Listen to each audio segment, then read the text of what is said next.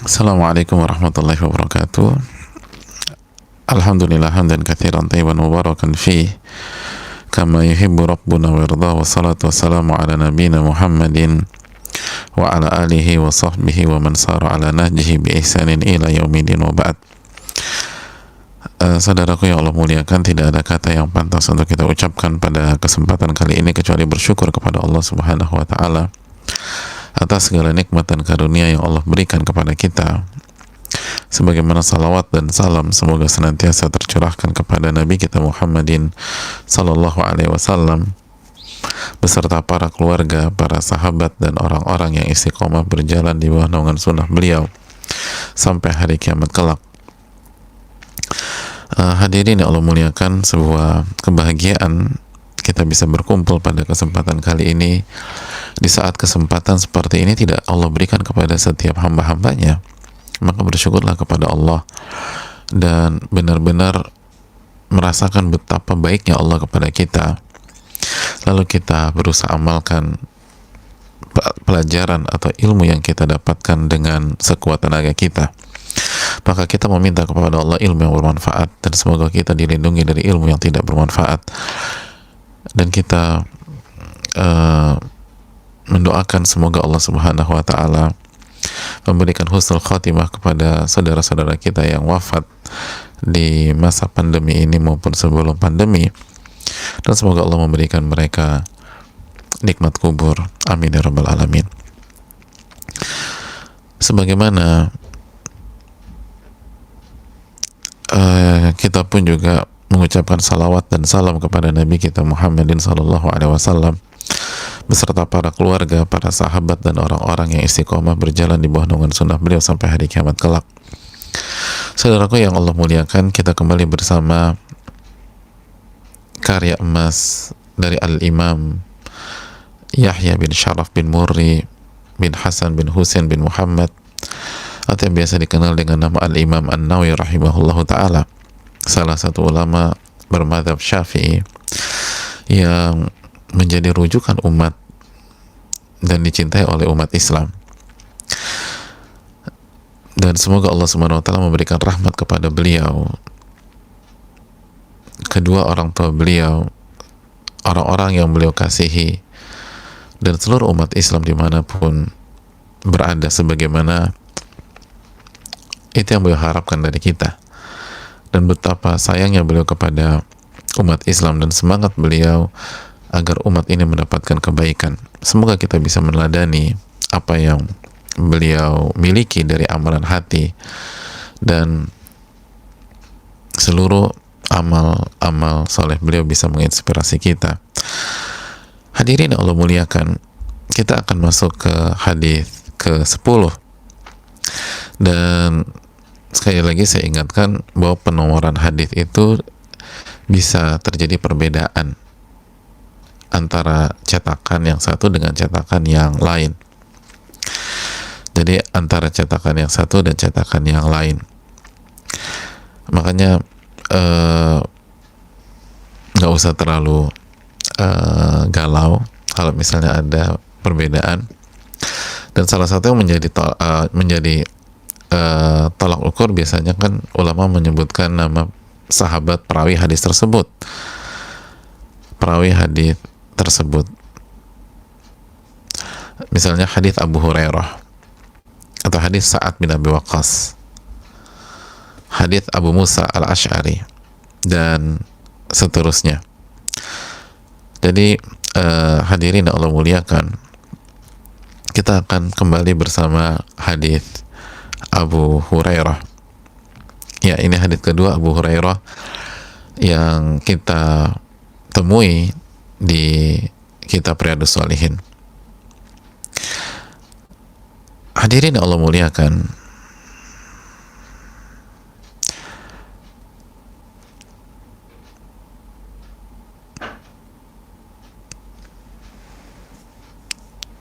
berkata Al-Imam Nawawi rahimahullahu ta'ala, semoga Allah merahmati beliau, wa an Abi Hurairah radhiyallahu ta'ala anhu, dari Abu Hurairah radhiyallahu ta'ala an, qala Rasulullah sallallahu alaihi wasallam, beliau mengatakan Rasulullah Shallallahu Alaihi Wasallam bersabda,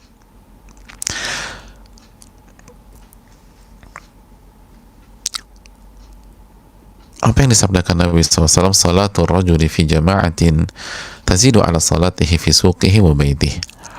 Salatnya seseorang berjamaah itu lebih besar atau lebih banyak derajatnya dibanding salatnya di pasarnya dan di rumahnya bid'an wa ishrina darajah, 20-an derajat. Bid'an itu sebuah ungkapan dalam bahasa Arab yang artinya bisa 3 sampai 9 atau 3 sampai 10. Terjadi khilaf para ulama bahasa 3 sampai 9 atau 3 sampai 10. Itu kalau misalnya orang Arab tidak mengungkapkan angka pastinya. Kalau kita biasa gunakan ya 20 ribuan lah gitu, misalnya gitu ya, 40-an. Gaji lo berapa juta sih? Ya 30-an lah kan gitu ya. Nah kalau orang bilang bid'an atau bid'un, itu berarti kalau dia bilang bid'an wa thalathin, bid'an dan 30 berarti antara 33 sampai 39 atau sampai 40. Jadi itu sekelas info tentang istilah bid'an wa ishrin darajah. Walaupun nanti di hadis yang lain dijelaskan secara detail sama Nabi SAW. Jadi 20-an derajat kalau bahasa kita sekarang. Wa dzalika anna ahadahum idza tawadda'a fa ahsana al-wudu'. Dan gambarannya adalah pada saat seseorang dari mereka itu berwudu, jika mereka berwudu lalu mereka dia menyempurnakan wudunya, lalu dia pergi ke masjid, la yuridu illa shalah, dan tidak ada keinginan kecuali untuk menegakkan sholat. Jadi dia ke masjid dan tidak ada keinginan kecuali untuk menegakkan sholat. La yanhazuhu illa shalah. Dan sekali lagi tidak ada yang dia inginkan dan diharapkan kecuali sholat. Lam yakhtu khutwatan illa rufi'a lahu biha darajah. Tidaklah ia melangkah dengan satu langkah kaki kecuali derajatnya akan diangkat oleh Allah Subhanahu wa taala 1 derajat. Wa hutu anhu biha khati'ah, dan kesalahannya akan dihapuskan oleh Allah Subhanahu wa taala. 1 kesalahan. Jadi setiap 1 langkah kaki diangkat 1 derajat dan dihilangkan 1 dosa.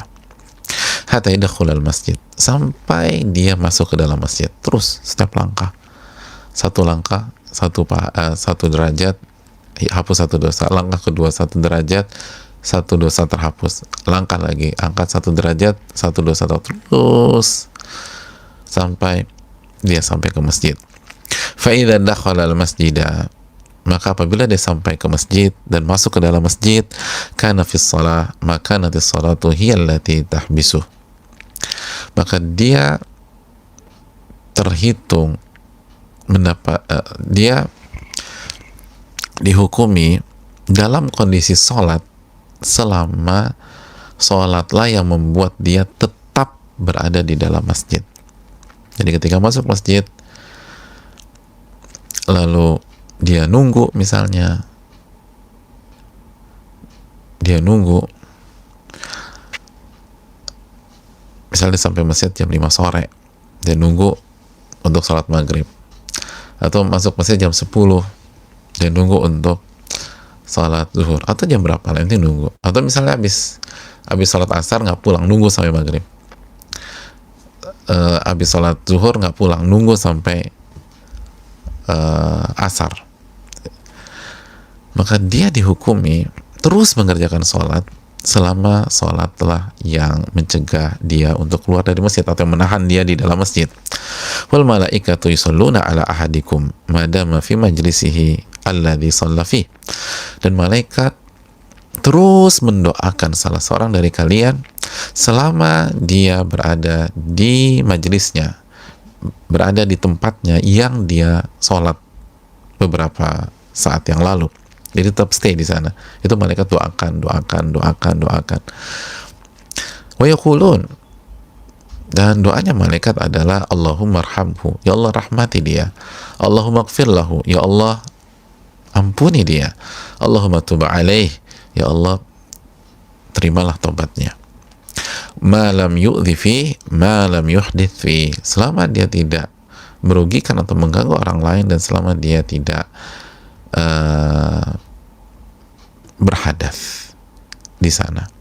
Hadis ini diriwayatkan Bukhari dan Muslim, dan ini adalah lafaz Imam Muslim. Hadis yang cukup panjang, tapi semoga Allah berikan taufik kepada kita yang penuh kekurangan ini untuk membahasnya dalam satu pertemuan kali ini.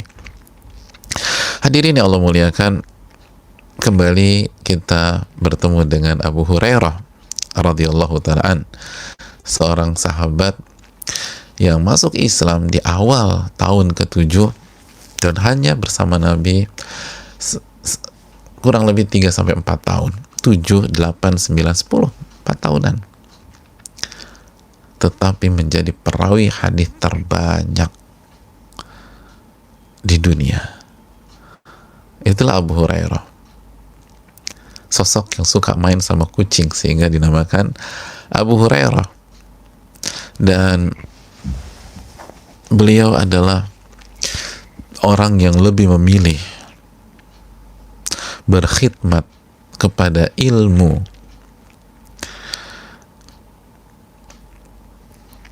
dan Rasulullah SAW sebagai ahli ilmu tertinggi, Rasulullah SAW, dibanding memperkaya diri. Karena itu kuncinya, beliau bisa mengejar ketinggalan dari banyak para sahabat. Di mana ada Rasul dikejar, di mana ada Rasul didatengin, di mana ada Rasul ditunggu-tunggu oleh beliau. Itulah Abu Hurairah radhiyallahu ta'ala an.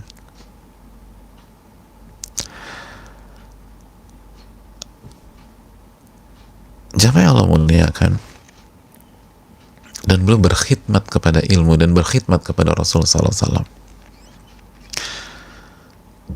Jadi beliau salah satu sahabat yang dikenal bagaimana punya spirit berkhidmat, melayani.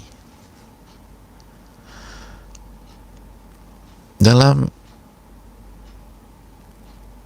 riwayat yang dikeluarkan Imam Ahmad dalam Fadailus Sahabah, sangat terlihat bagaimana spirit beliau itu berkhidmat kepada Rasul dan keluarga Rasul sallallahu alaihi wasallam. Bukan hanya Rasul aja, tapi keluarga Rasul sallallahu alaihi wasallam. Abu Hurairah bercerita, karena Rasulullah sallallahu alaihi wasallam yusalli salat al-isya. Nabi SAW salat isya. Wa kana al-Hasan wal-Husain, dan Hasan dan Husain itu naik ke punggung Rasul sallallahu alaihi wasallam. Lalu ketika Abu Hurairah melihat hal tersebut dan sholat Nabi selesai, falamma sholat, beliau setelah mengerjakan sholat, Abu Hurairah bilang ke Rasul, ya Rasulullah, ala adhabu bihima ila ummihima, ya Rasulullah, bagaimana kalau aku antar kedua cucumu ini ke ibunya, kedua cucu engkau ini ke ibunya. Abu Hurairah khawatir ini anak-anak ganggu kakeknya nih, gitu loh. Ya udah, aku antar. Lihat inisiatif, peka. Jadi udah, oke, aku antar deh. Gimana kalau aku antar mereka ke ibunya? Jadi nggak pasif. Lihat, mental berkhidmat, ini penting. Lalu kata Nabi SAW, lah, nggak usah. Jadi hadirin yang Allah muliakan, itulah salah satu kunci Abu Hurairah. Beliau berkhidmat sebagaimana yang kita beberapa kali bahas dalam kajian kitab Tadkiratus Sami', bahwa salah satu kunci mendapatkan ilmu adalah berkhidmat kepada ilmu dan ahli ilmu. Itu kunci keberkahan ilmu, dan itulah yang dimiliki oleh Abu Hurairah radhiyallahu ta'ala. Jamaah Allah muliakan, itulah tambahan profil Abu Hurairah. Dan kalau kita ketemu lagi, pelan-pelan kita ceritakan lagi tentang Abu Hurairah. Tapi kita sudah bahas juga di perjumpaan kita dengan Abu Hurairah pertama kali, dan ini perjumpaan kita yang kedua. Ya, kita lanjutkan. Pelajaran, di antara pelajaran yang kita bisa petik dari hadis ini adalah, para ulama menjelaskan hadis ini menunjukkan kepada kita tentang pentingnya ibadah yang bernama sholat. Pentingnya ibadah yang bernama sholat. Dan para ulama mengatakan sholat adalah ibadah zahir terbaik setelah la ilaha illallah. Makanya beliaulah, atau sholatlah yang dimasukkan ke dalam rukun Islam kedua oleh Nabi kita SAW. Rankingnya kedua, hanya berada di bawah la ilaha illallah. Makanya para ulama juga mengatakan, sebagaimana sholat sunnah adalah ibadah sunnah terbaik. Jadi sholat sunnah adalah ibadah sunnah atau ibadah sunnah terbaik. Sholat sunnah itu lebih tinggi pahalanya dibanding puasa sunnah misalnya. Sebagaimana yang wajib mengalahkan seluruh ibadah yang lain dari segi pahala. Dan ini bukan meremehkan ibadah-ibadah yang lain, tapi ibadah bertingkat-tingkat. Dan Nabi kita SAW menekankan agar setiap kita menanamkan ibadah ini ke dalam hati anak-anak mereka. Beliau mengatakan, muru auladakum bis shalah wa hum abna'u sab'i sinin. Perintahkan anak-anak kalian untuk mengerjakan sholat saat mereka berusia 7 tahun. Saat mereka berusia 7 tahun. Jadi hadits riwayat Imam Abu Daud ini menjelaskan kepada kita bahwa sholat adalah salah satu ibadah yang harus ditekankan di dalam keluarga kita. Dan harus mengisi hari-hari kita, apalagi dalam kondisi pandemi ini. Pada saat kita semua di rumah, maka sholat harus benar-benar terlihat, dan kita harus menekankan ibadah ini ke anak-anak atau cucu-cucu kita. Itu hal yang sangat penting, jamaah sekalian. Itu pelajaran pertama. Pelajaran yang kedua, sebagaimana hadis ini juga menjelaskan kepada kita secara tersirat bahwa seorang muslim itu hendaknya tidak meninggalkan sholat dimanapun ia berada, kecuali di tempat yang diharamkan sholat, sebagaimana Nabi mengatakan di kamar mandi dan di kuburan. Kecuali kalau di kuburan, sholat jenazah bagi yang belum menyolatkan, sebagaimana Nabi lakukan itu ke marbot masjid yang meninggal dan dikubur sebelum Nabi SAW sempat menyolatkan.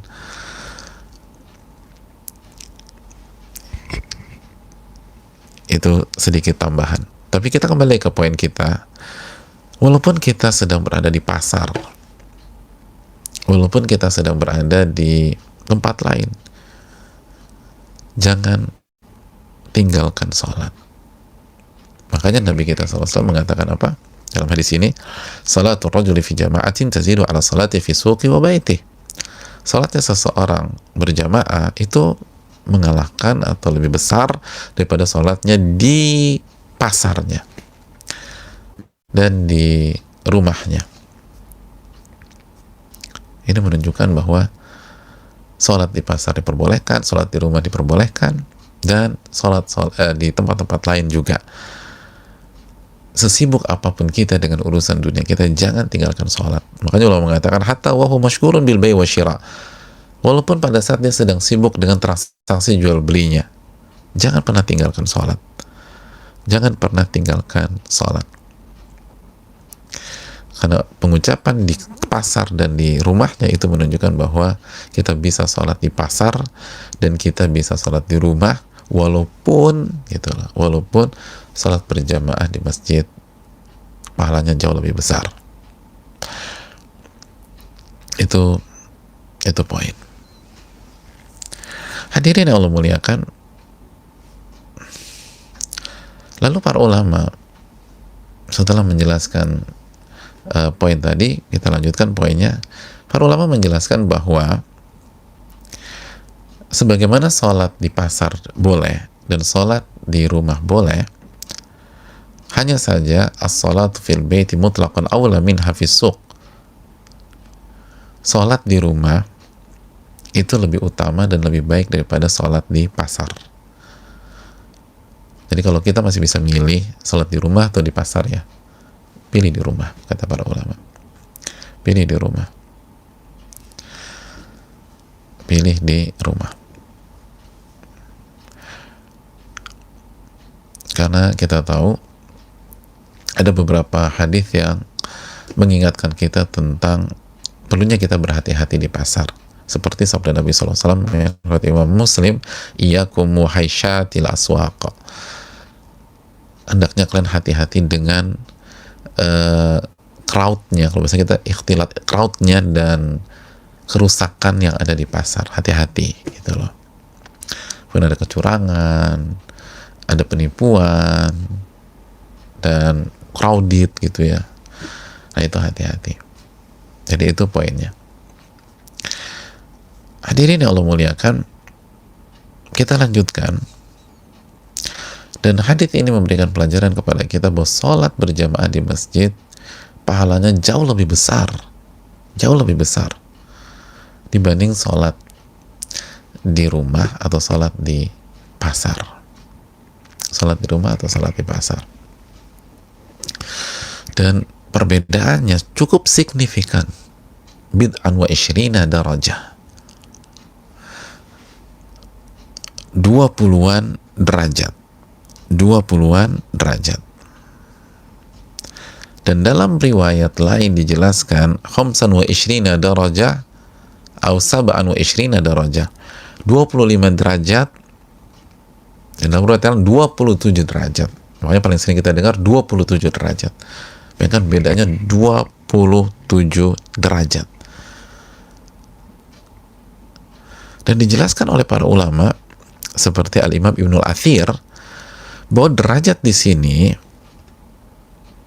itu bukan adat, bukan angka, tapi al-ulu wartifa', ketinggian dan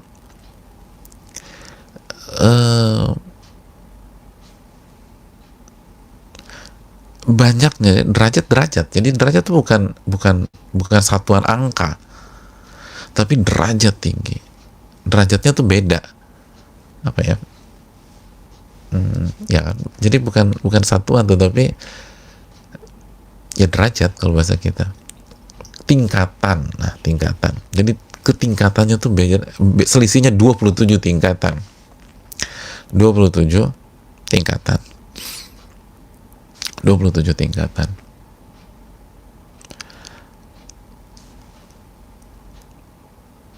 Atau 27 ketinggian. Nah, satu tingkat kan bisa, bedanya satu tingkat dengan tingkat yang lain itu berapa sih? Baru mungkin diukur lagi. Jadi bedanya cukup banyak. Itu yang dijelaskan para ulama sebagaimana diterangkan oleh Imam Ibnul Athir. Hadirin yang Allah muliakan,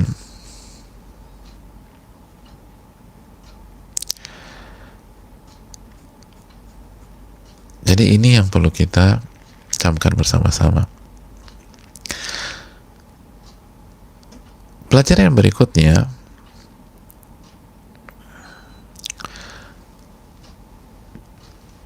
bahwa konteks ini ulama menjelaskan untuk laki-laki.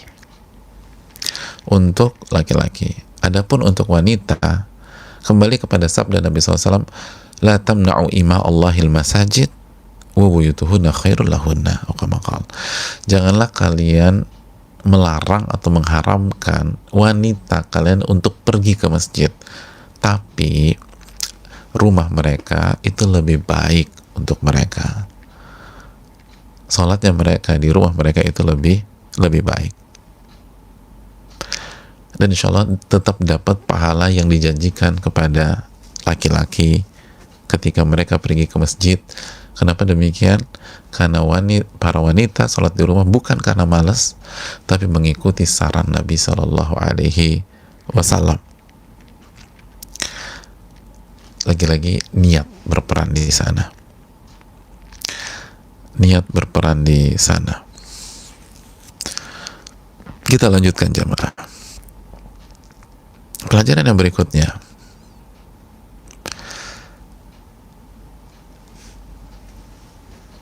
Hadis ini menjelaskan kepada kita ada pergi ke masjid untuk mendapatkan pahala yang maksimal. Yang pertama apa? Yang pertama, berwudu di rumah kita atau di kediaman kita atau dari tempat kita.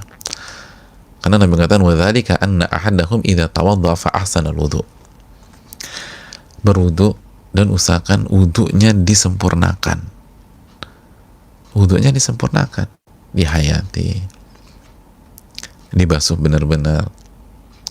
Dan bukan saat ini kita bahas tentang wudu atau tata cara wudu yang sempurna, tapi upayakan wudu dengan sempurna.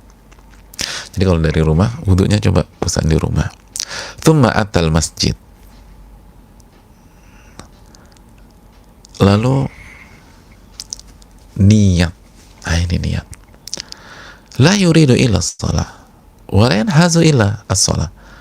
Ketika dia keluar menuju masjid, niatkan untuk sholat. Nggak ada niat apapun kecuali untuk sholat atau untuk ibadah. Atau kalau kita ke masjid mau kajian, niatkan sholat terus kajian, misalnya gitu. Niatkan untuk sholat. Jadi digabung aja, Bu. Kalau kajian gimana milih ya? Nggak usah. Niat tuh sholat, niat tuh kajian. Kan bisa. Nah ini penting niat jamaah. Yang ditawarkan oleh Allah Subhanahu wa taala ini orang yang ke masjid niatnya untuk sholat, untuk ibadah.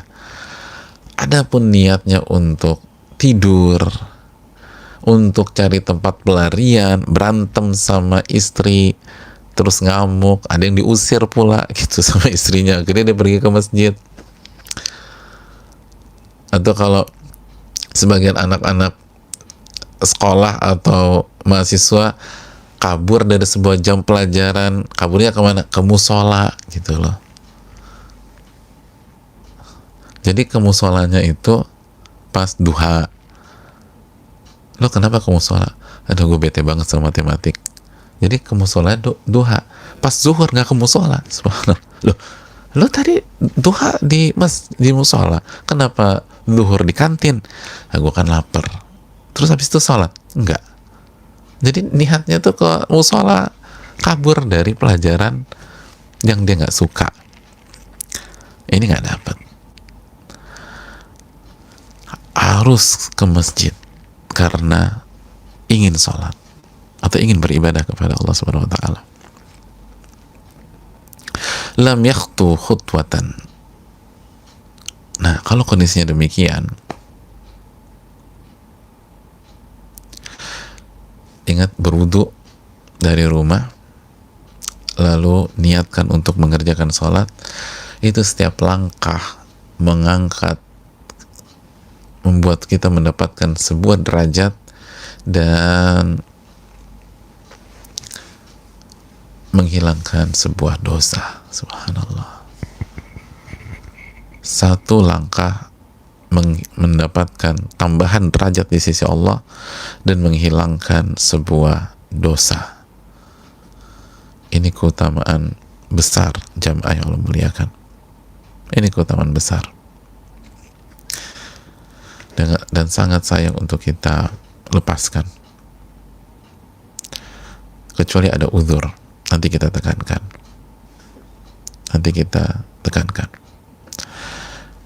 Makanya jamaah sekalian yang Allah muliakan, kita jangan ngeluh kalau misalnya masjidnya agak jauh gitu loh. Ingat pahalanya dan ingat pahalanya. Pahalanya akan Allah lipat gandakan. Pahalanya akan Allah lipat gandakan. Setiap langkah itu mendapatkan pahala. Setiap langkah. Jadi sangat rugi kalau kita tidak meresapi saat-saat tersebut. Makanya Nabi SAW bersabda dalam hadis yang lain, hadis Imam Bukhari dan Muslim, a'dhamun nasi ajran fis shalah ab'aduhum fa'ab'aduhum mamsya.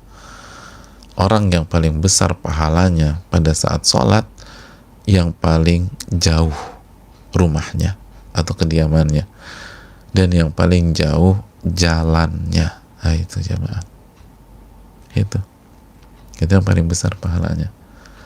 Tapi kalau rumah kita depan masjid, jangan muter ke kompleks sebelah dulu, ya natural aja, cari keutamaan dari sisi lain. Loh mas, baru datang, kan rumah masih depan, ya aku kan muter ke klaster sebelah dulu, baru balik lagi. Aduh, kan paling jauh. Ya nggak usah begitu. Udah, kalau depan pintu masjid, depan pintu rumah kita, ya udah maju aja. Atau nyari masjid yang lebih jauh. Mas, nggak pernah sholat di depan, di masjid depan. Saya mau yang jauh-jauh aja lah, biar pahalanya besar gitu loh. Terus mas di mana? Di kompleks sebelah. Kenapa nggak di Istiqlal aja sekalian mas gitu loh, lebih jauh lagi. Jadi ya udah, kalau depan itu rumah kita depan masjid persis, ya udah masuk aja. Nanti kita cari peluang pahala dari sisi lain. Ini hadis untuk memotivasi yang jauh-jauh, yang aduh males banget nih, coba rumah gua depan masjid. Misalkan kita suka punya harapan, enak banget ya kalau rumah gua depan masjid gitu loh. Lo udah syukuri aja yang Allah kasih dan lihat peluang pahalanya gitu loh. Lihat peluang pahalanya. Wallahu ta'ala alam bisawab. Jadi itu yang perlu kita camkan. Jadi renungkan pas kita jalan ke masjid tuh, renungkan oh ini 1 derajat 1 dosa, 1 derajat 1 dosa, 1 derajat 1 dosa, 1 derajat 1 dosa. Masya Allah tuh. Jadi enak tuh jalan tuh, udah pahala, derajat, dosa dihilangin, derajat, semoga dosa gue yang 1 jam yang lalu nih hilang nih, gitu. Hayati jamaah, biar semangat dihayati. Kita lanjutkan jamaah sekalian. Jadi udah begitu masuk ke dalam, kita masuk masjid, kita tentu saja kalau masih ada waktu kita salat tahiyatul masjid, dan kita stay di masjid atau tetap berada di masjid, atau jika kita putuskan tetap berada di masjid karena menunggu sholat, maka kita mendapatkan pahala dan doanya malaikat, dan kita dihukumi sedang melakukan sholat, dihukumi sedang melakukan sholat. Jadi nggak ada salahnya kita agak lebih cepat datang ke masjid kalau sedang tidak ada urusan, kalau sedang nggak ada kerjaan. Masih lama adzannya, nanti gue bengong. Lo enggak, begitu sampai ke dalam masjid, Anda sholat 2 rakaat, Anda nunggu adzan, nunggu qomat, itu selama tujuan kita mau sholat, pahala sholat, pahala sholat, pahala sholat, pahala sholat, pahala sholat, pahala sholat. Kita dapat pahala sholat selama kita berada di masjid tersebut. Wallahu ta'ala alam bisawab. Kita lanjutkan jamaah sekalian yang Allah muliakan. Hadis ini juga memberikan pelajaran kepada kita bahwa malaikat mendoakan orang-orang yang ada di dalam masjid,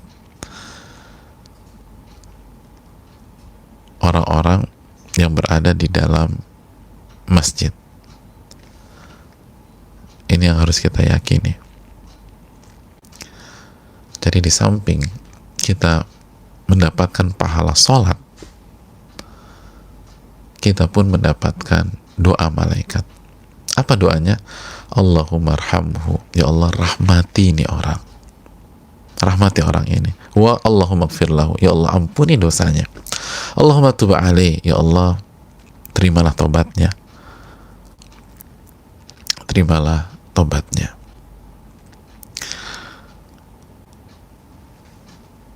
Itu doa.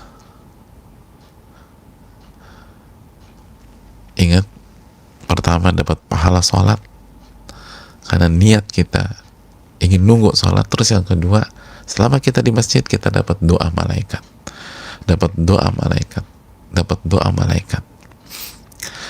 Tapi jamaah, doa malaikat ini dengan syarat. Dengan syarat. Apa syaratnya? Syaratnya tidak mengganggu, apalagi melakukan perbuatan dosa. Malam yu'dhi fih, dia tidak melakukan perbuatan yang mengganggu, apalagi menyakiti. Dan ulama mengatakan seluruh bentuk gangguan, apalagi dosa, masuk ke dalam kalimat ini. Contohnya apa? Ngobrol di masjid, akhirnya ganggu orang. Tapi kalau bicara dengan menjaga adab dan gak ganggu orang, gak masalah. Misalnya kita nunggu kajian, ketemu teman atau apa, kita bicara dan gak ganggu yang lain. Tapi kalau udah ngobrol, terus ya, sebelah kanan lagi sholat, sebelah kiri lagi nyatet, kita ngobrol, terus kita ketawa, terbahak-bahak, nggak dapat kita doa malaikat, mengganggu. Tadi ngobrol, ketawa-ketawa,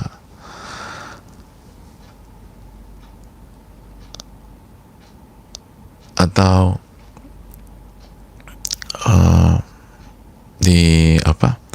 di kajian misalnya mainin bolpen, cetak-cetak, cetak-cetak, cetak-cetak, cetak-cetak. Orang nih, dia ngapain sih? Wah, ganggu orang. Ada orang di masjid ikut kajian gunting kuku, ya Allah, gunting kuku di masjid, cetak, cetak, gitu. Kayak gunting kuku itu, ganggu orang.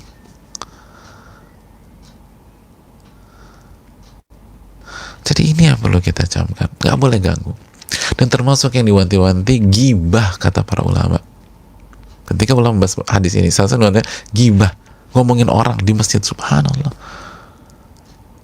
Ngomongin orang di pasar, di lapangan, di mall, di kafe aja haram, dosa besar.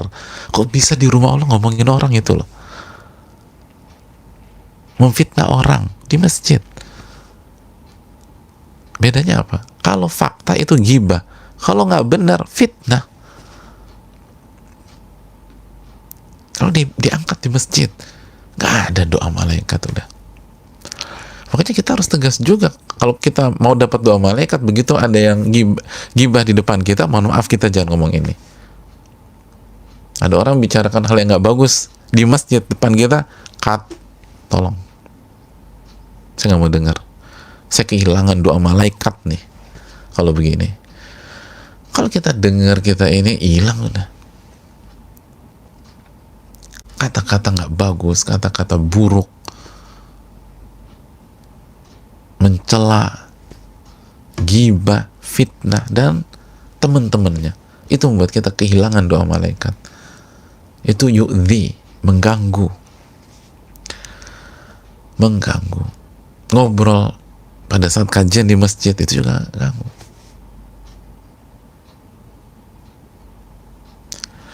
Atau yang perlu yang bawa anak, lalu anaknya ganggu, itu juga hati-hati. hati-hati.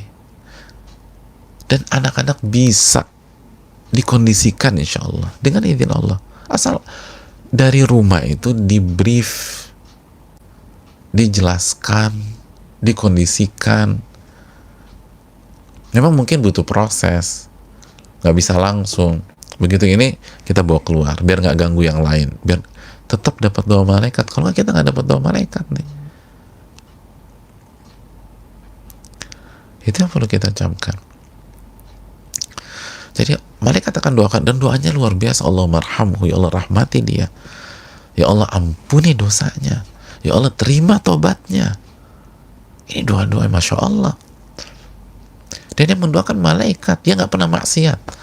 La ya'sunallaha ma amarahum wa yaf'aluna ma yu'marun. Malaikat itu, kata Allah, nggak pernah bermaksiat sama Allah dan selalu taat pada perintah Allah.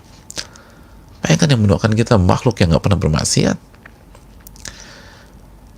Tapi kita lepaskan kesempatan ini karena apa? Kita ganggu, kita menyakiti orang, kita membuat orang gak nyaman, atau membuat sesuatu yang haram di masjid. Nggak boleh, tidak diperbolehkan. Apapun bentuknya kegaduhan,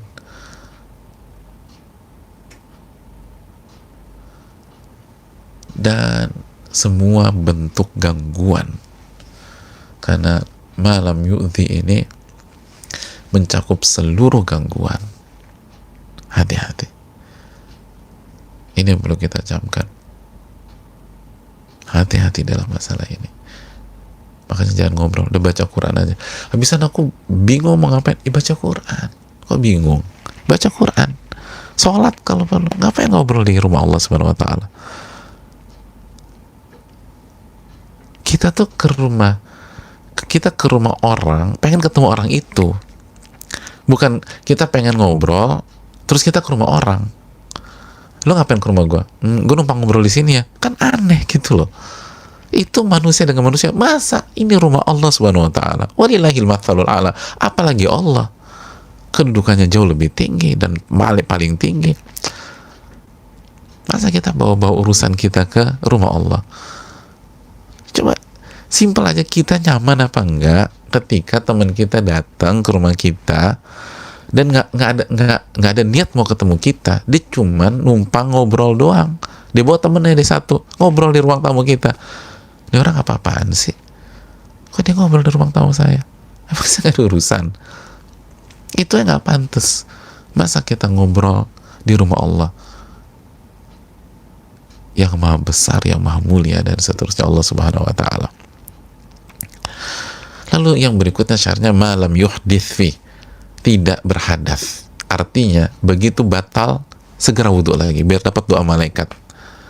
Batal nih, wudhu lagi agar dapat doa malaikat. Kecuali kalau nggak mungkin, misalnya atau meninggalkan mudarat atau meninggalkan maslahat yang lebih besar. Misalnya kita lagi kajian, ini ilmu lebih besar, kalau kita pergi itu ngantrinya setengah mati dan lain sebagainya, akhirnya kita kehilangan banyak hal. Itu udzur syar'i. Tapi kalau kondisi normal, kita dengan mudah untuk berwudu, udah batal wudu lagi, jadi tunggu-tunggu, batal wudu, lalu balik lagi ke masjid. Itu poinnya jamaah yang Allah muliakan. Dan yang berikutnya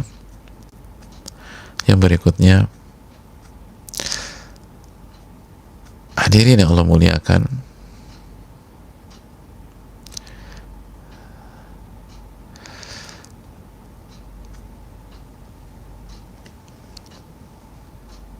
poin utama dari hadis ini, poin utama dalam hadis ini adalah bagaimana peran niat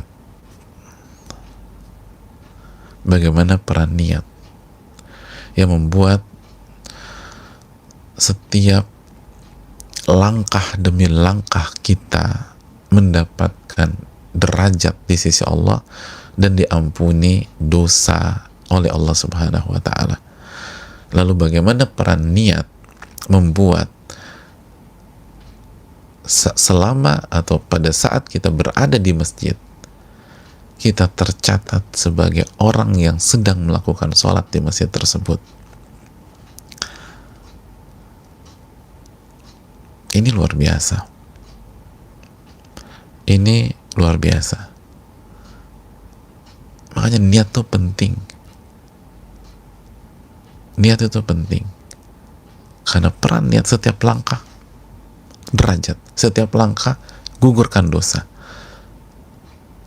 Karena niat, kata Allah, kata Nabi SAW, maka nanti sholahi allati tahbisu, sholatlah yang membuat dia tetap berada di masjid, maka dia dihukumi senantiasa mengerjakan sholat pada saat dia berada di masjid tersebut. 2 rakaat salam, 2 rakaat salam, 2 rakaat salam, 2 rakaat salam. Ini besar sekali jamaah. Ini besar sekali. Oleh karena itu, jangan pernah kita sia-siakan. Tanamkan niat. Orang yang mestinya kepaksa nggak dapat keutamaan ini. Orang yang tetap berada di masjid bukan karena ingin sholat, tapi karena nunggu temen, nggak dapat hadis ini. Lo dari kapan di sini? Gue tadi dari jam 7 pagi. Hah? Sekarang kan asar. Iya kan. Ya gue butuh ngobrol sama lo sih. Jadi tujuannya hanya mau ketemu orang. Nggak dapat. Dari jam 7 pagi sampai asar dapat pahala pada saat dia beribadah aja, tapi beradanya dia di masjid nggak dapat pahala sholat. Tapi kalau ada orang di masjid dari subuh terus zuhur, asar, maghrib, isya tetap di masjid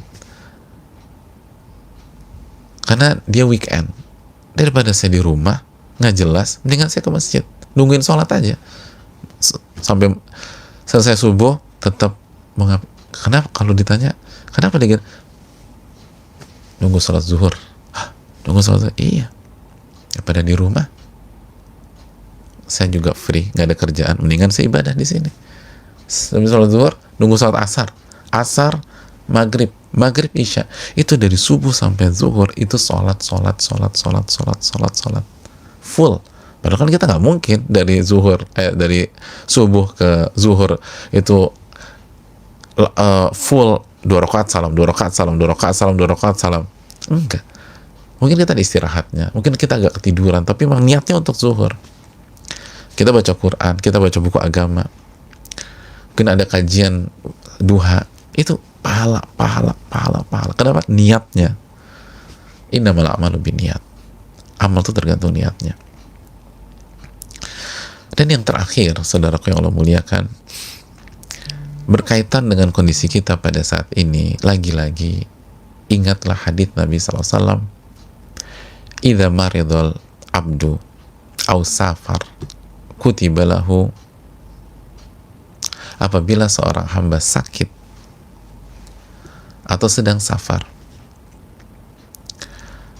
maka ia mendapatkan pahala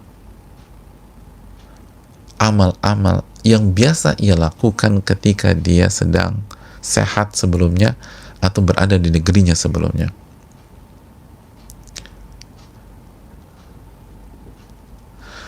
Kutiba lahu ma kana ya'malu sahihan muqima kama qala. Dan hadits ini walaupun secara redaksi menyebutkan sakit dan safar, dijelaskan para ulama seperti Al-Imam Ibnu Battal berlaku untuk semua uzur dan kendala-kendala syar'i.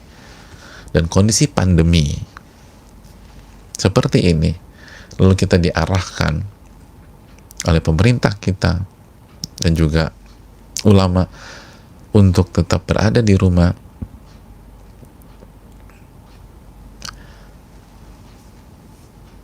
maka ini adalah kendala syar'i dan membuat kita tetap dapat pahala karena sebelumnya kita rutin atau terbiasa ke masjid.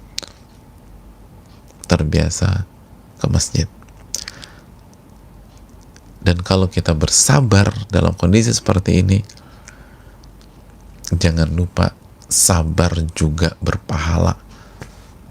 Sabar juga berpahala. Bahkan pahala sabar mengalahkan pahala langkah-langkah kaki. Apa pahala langkah kaki? Diangkat derajat, lalu dihilangkan satu dosa. Kalau pahala sabar, innama yuwaffas sabirun ajrahum bighairi hisab. Dalam surat Az-Zumar ayat 10 Allah berfirman, sesungguhnya ganjaran orang-orang yang sabar, pahala orang-orang yang sabar akan diberikan semua oleh Allah tanpa hisab, tanpa limit, unlimited. Jadi kalau kita sabar dalam kondisi seperti ini, karena memang diarahkan demikian, karena kita tahu bahwa konsep kita, masalah-masalah besar, masalah-masalah yang berkaitan dengan stabilitas keamanan, berkaitan dengan rasa takut yang global, itu kembali ke surat An-Nisa ayat 83. Idza ja'ahum amrun minal amni awil khaufi adha'u bih. Apabila datang berita tentang stabilitas keamanan atau rasa takut dalam skala makro, skala besar, adha'u bih, orang-orang munafik itu menyebarkan isu-isu atau berita-berita yang nggak jelas. Walau radduhu ila rasul, kalau mereka kembalikan ke Rasul, wa ulil amri minhum, dan kembalikan ke ulil amri, dan tafsir ulil amri adalah ulama dan umara, ulama dan pemerintah, umara, la'alimahu alladhina la yastanbitunahu minhum, maka para pakar bisa mengurai, para pakar yang membuat kebijakan. Kalau mereka masih meminta kita, masih mengarahkan kita untuk melakukan aktivitas di rumah atau beribadah di rumah, lalu kita sabar, ingat, dalil bukan hanya tentang berjalan ke masjid saja, tapi juga sabar pun ibadah, dan pahalanya yuwaffas sabiruna ajrahum bighairi hisab, akan mendapatkan pahala unlimited, gak ada batas, tidak ada batas. Maka inilah firman Allah Subhanahu wa taala, kulun ya'malu ala syakilati. Setiap orang beramal sesuai dengan kondisinya masing-masing. Sebagaimana sholat itu luar biasa pahalanya, tapi apabila kondisi seorang wanita haid atau nifas, dia nggak boleh sholat. Dan dengan dia nggak sholat, bukan dia kehilangan pahala sholat, dia tetap dapat pahala sholat. Kenapa? Karena inti dari ibadah bukan sebatas mengerjakan satu amalan, tapi inti dari ibadah adalah sami'na wa ata'na, taat dan mengikuti konsep dan pola Allah Subhanahu wa taala. Ketika Allah mengatakan wanita yang mens atau haid dan nifas nggak boleh sholat, lalu dia taat pada konsep itu, dia taat pada larangan itu, maka dia mendapatkan pahala yang tidak kalah dengan orang-orang yang sholat. Sebagaimana dijelaskan para ulama fikih, sebagaimana ini juga konsep Allah dan Rasulnya dalam kondisi pandemi seperti ini adalah tetap berusaha menjaga jarak dan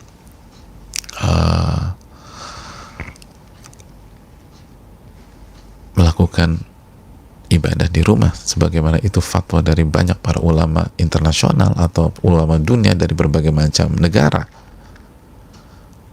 dan kita mengikuti mereka. Sebagaimana Nabi mengatakan, firra minal majdzum firaraka minal asad, menjauhlah atau larilah dari orang yang punya penyakit kusta sebagaimana Anda lari dari seekor singa, dan seterusnya. Tapi intinya adalah ketika kita sabar, maka jangan lupa pahalanya besar. Dan ingat, orang yang terbiasa tetap mendapatkan pahala, terus dapat pahala, Tapi kan udah 20 puluhan hari tetap dapat pahala. Itu hadis Bukhari-nya. Karena dia sudah terbiasa. Jadi jangan bersedih. Ini pahala jalan terus. Pahala jalan terus. Pahala jalan. Sebagaimana kata para inti ibadah bukan sholat atau tidak sholat, tapi kita sholat ketika Allah perintahkan sholat, dan kita tidak sholat pada saat Allah tidak perintahkan kita sholat. Sebagaimana inti ibadah bukan puasa, tapi inti ibadah adalah puasa pada saat Allah perintahkan puasa, dan kita nggak puasa pada saat Allah tidak perintahkan atau larang kita puasa. Makanya ketika kita puasa di tanggal 29 atau 30 Ramadan dapat pahala. Tapi beda satu hari kita puasa tanggal 1 Syawal dengan menu sahur yang sama, dengan spirit yang sama, dengan aktivitas yang sama, dosa. Kenapa? Tanggal 1 Syawal Anda nggak boleh puasa. Ini yang perlu kita camkan bersama-sama. Sekali lagi mainkan niat, dan semoga Allah Subhanahu wa taala memberikan taufik kepada kita. Wassalamualaikum warahmatullahi wabarakatuh. Kita buka sedikit waktu untuk sesi tanya jawab.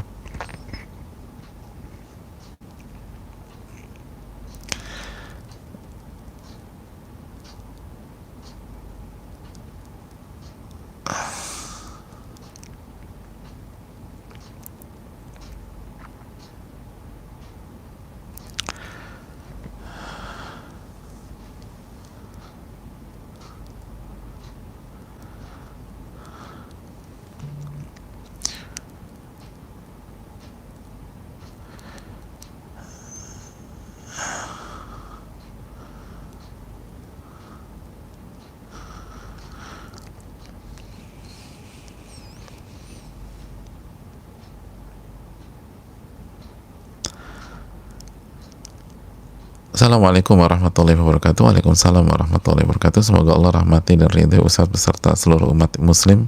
Amin ya rabbal alamin. Ustadz, bagaimanakah caranya agar bisa terus semangat dan termotivasi dalam mengisi waktu yang bermanfaat kalau seringkali sebagai wanita suka merasa lelah dalam mengerjakan rutinitas sehari-hari? Saya memiliki kenalan yang bisa tidur sehari cuma 3 jam selama bertahun-tahun demi mengejar dunianya. Bagaimana caranya agar bisa semangat dan memiliki kekuatan seperti itu untuk akhirat kita? Jazakallahu khairan. Adapun sebagai wanita yang suka merasa lelah dalam mengerjakan rutinitas sehari-hari, saya rasa ini bukan wanita aja, laki-laki juga sering lelah juga mengerjakan rutinitas sehari-hari. Intinya semua kita ini gampang lelah. Maka sekali lagi, tips yang pertama, niat. Niat itu akan memberikan kekuatan. Jujur sama Allah. Jujur sama Allah. Sekali lagi, jujur itu apa yang kita ucapkan dan apa yang kita amalkan dan realita kita itu sama. Itu jujur. Jadi ketika kita ingin berubah, tunjukkan kita ingin berubah. Tunjukkan kita ingin berubah. Tunjukkan kita ingin berubah. Jadi mainkan ikhlas. Intas dukillah yasduka. Jika kita jujur sama Allah, Allah akan wujudkan keinginan kita. Lalu yang berikutnya, perbanyak istighfar, karena istighfar menentukan kekuatan seseorang. Allah berfirman dalam surat Hud ayat 52, dan ini sempat kita angkat sebelum Ramadan. Kata Allah Subhanahu wa taala, wa ya qaumi istaghfiru rabbakum thumma tubu ilaih. Wahai kaumku, beristighfarlah kepada Allah dan beristighfarlah kepada Rabb kalian dan bertaubatlah kepadanya. Yursilis sama alaikum midrara. Allah akan turunkan hujan untuk kalian. Wa yazidukum quwwatan ila quwwatikum. Dan Allah akan tambah kekuatan kalian. Allah akan tambah kekuatan kalian. Jadi kalau kita ingin hari ini kita punya kekuatan lebih, hari ini perbanyak istighfar kepada Allah. Perbanyak taubat kepada Allah Subhanahu wa taala.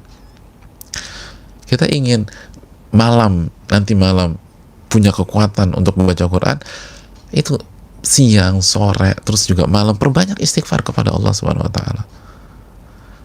Terus yang berikutnya, ingat pembahasan kita kemarin, wal asri innal insana lafi khusar. Allah sampai membuat 3 penekanan bahwa manusia tuh rugi. Tanamkan kita ini lagi rugi gitu loh. Udah banyak waktu kita buang-buang. Jadi nggak ada santai-santai, kita lagi rugi. Orang tuh santai pas lagi untung. Mas kok santai? Ya lagi untung, makanya saya mau jalan-jalan nih. Kalau rugi dia bisa jalan-jalan? Enggak. Dia akan benahi sana, benahi sini, benahi pembukuannya, benahi produksinya, dicek lagi, ini saya rugi di mana, oh ternyata di distribusi, dievaluasi lagi distribusinya. Orang rugi itu akan memacu dirinya, bukan santai-santai.